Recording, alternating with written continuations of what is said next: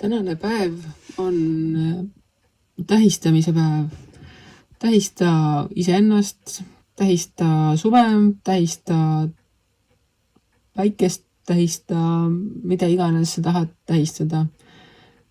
Ja pidutse ja tunne elust rõõmu, sest et sina oled see, kes suudab luua selle maailma, mida sina tahad enda ümber näha, enda ümber tunda.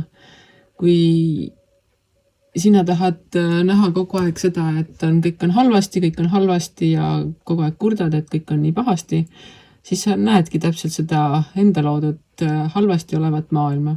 Kui sa tahad, et asjad oleksid paremini, muuda vaatenurka, mõtle sellele, et kui palju see kõik ümbritsev sind päriselt mõjutab, mis asjad on need, mida sina saad muuta ja mis asjad on need, mida sina muuta ei saa. Ning kui sina muuta ei saa, siis on see asi, et sellel ei ole mõtet enda energiat suunata, enda energiat kulutada, vaid pane tähele neid asju, mida sa saad muuta ja proovi neid muuta endale sobivaks.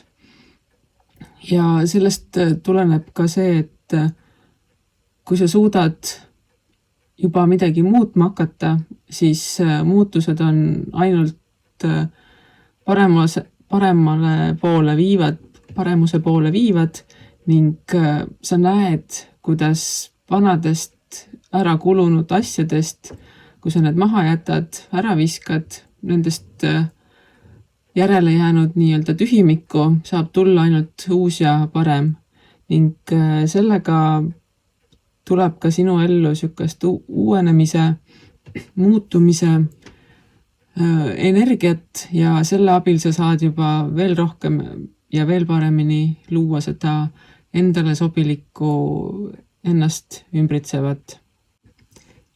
Ja seda viimast surmakaarti me ei tasu karta, sest surm ei ole kunagi lõplik.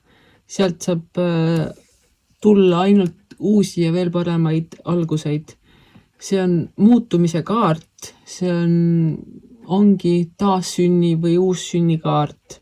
Et nagu eestlastel on kombeks öelda, et kui kuskil sulgub uks, siis avaneb aken ja see surmakaart on just täpselt selline, et mingid asjad saavad otsa ja mingid uued tegevused, asjad saavad alguse. Ja alati on see uus midagi sellist, mis võib-olla on tundvalt parem. Ja kui sina ise oled see enda maailma looja, siis saabki sellest uussünnist vaid uut ja paremat ja võimaluste rohkemat tulla. Nii et naudi täna oma pidustsemist, oma nii-öelda sõpru. Võib-olla mõned tulevad ka